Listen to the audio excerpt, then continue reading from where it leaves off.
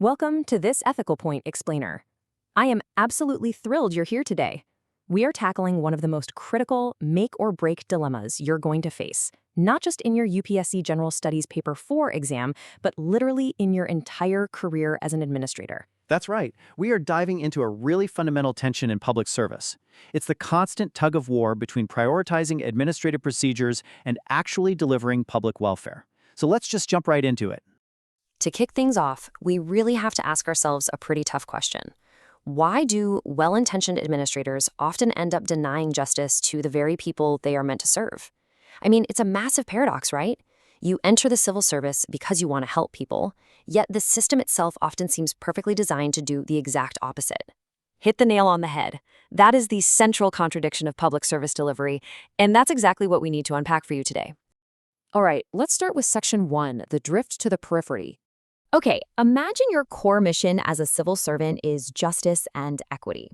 That core represents your actual impact on citizens' lives, delivering timely services to the people who need them most. But in reality, there is this massive, almost inescapable magnetic pull moving us away from that core and out toward the periphery.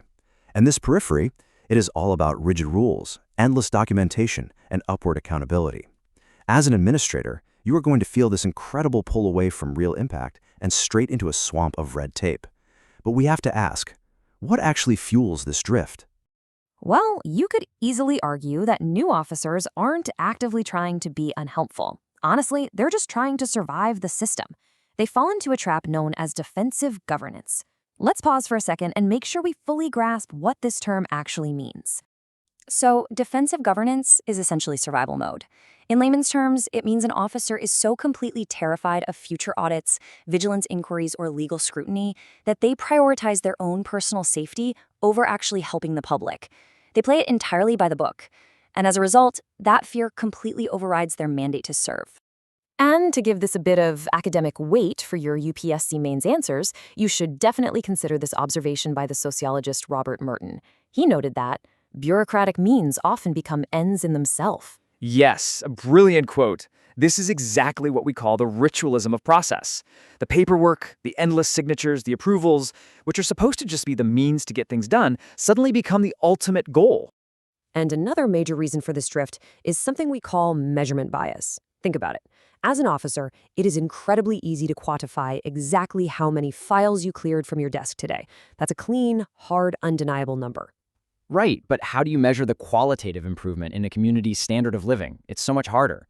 So basic human nature dictates that administrators are going to focus on what they can easily measure, the files moved, rather than the actual messy human impact. Which brings us to Section 2, the cost of procedural injustice. Now this brings us to another heavy ethical term that you absolutely need in your arsenal for this exam: means end inversion. I know it sounds super complex, but it's actually a very straightforward and very dangerous phenomenon. Let's break it down. In really simple terms, means end inversion is when the rules and checklists completely replace the human welfare they were supposed to support. To use a great analogy from our source material, it's like becoming so obsessed with the plumbing of the bureaucracy that you completely forget why the water needs to flow in the first place. The plumbing literally becomes more important than the water. Okay, but what does this actually look like for the common citizen? What happens to the people out there who just don't fit perfectly into those neat little bureaucratic boxes? Well, it results in what we call procedural injustice. Let's define this clearly so you can use it. Procedural injustice happens when a strict, unyielding adherence to the letter of the law actually creates deep systemic inequity. It disproportionately hurts the most vulnerable, the marginalized folks who often lack formal documentation, digital literacy, or institutional access. So the rule is applied equally to everyone, sure, but the harm it causes is profoundly unequal. And we see this injustice every single day. It looks like canceling a vulnerable family's food rations just because of a minor spelling error in their demographics. Exactly. Or holding up critical, life-saving disaster relief because some clerk missed a signature on page 4. This completely erodes public trust, making citizens view the state as an obstacle rather than a helper. And even worse, these overly complex processes create massive friction points that basically incentivize rent-seeking and corruption, just so people can grease the wheels of the machine to survive. Moving right along to Section 3, the case for strict rules. Now, to play devil's advocate for a second, we can't just throw all the rule books out the window. A blanket rejection of procedure is incredibly dangerous. Unchecked reliance on substance over form can really quickly slide into arbitrariness, favoritism, and frankly, autocracy. We aren't fighting form itself. We are fighting mindless formalism. So, the crucial point here is that procedures exist for very good reasons. Standardized rules ensure the rule of law and fairness. They prevent an administrator from acting like a benevolent but totally unchecked dictator. They maintain accountability and audit trails, which project against the misuse of power.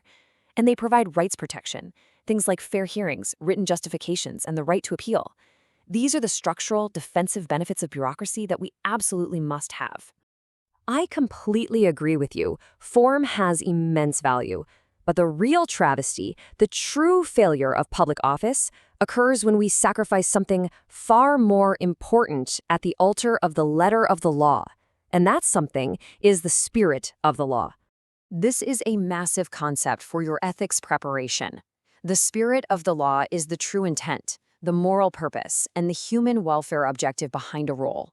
True wisdom in administration requires you to understand the text, yes, absolutely, but to always prioritize the spirit. Think of it this way. The rule is just the bridge. The spirit is the destination. Let's transition to Section 4, Achieving Value-Based Administration. Here is your balanced administrative ethic formula. To be a truly perceptive administrator, you need all three of these steps. Step 1, legality. You uphold the form and the rule of law. Step 2, purpose. You serve the substance and the welfare objective. And step 3, which is arguably the most critical one, judgment. You apply human context to the specific situation right in front of you. Okay, but practically speaking, how do we actually implement this on the ground? We need a massive paradigm shift from rule-based to role-based governance. Instead of outright rejecting a welfare application for a minor error, use provisional inclusion with ex post verification, meaning let them into the program first, feed them, and verify the paperwork later. Exactly. Exercise your contingency powers for immediate disaster relief and get the post hoc approvals after the crisis is actually handled. And on a systemic level, we must implement outcome-based performance metrics. We need to leverage digital transformation like direct benefit transfers to reduce administrative discretion where it just causes delays while simultaneously training officers in case-based ethical decision-making. Finally, let's wrap up with Section 5, the UPSC Answer Writing Value Add.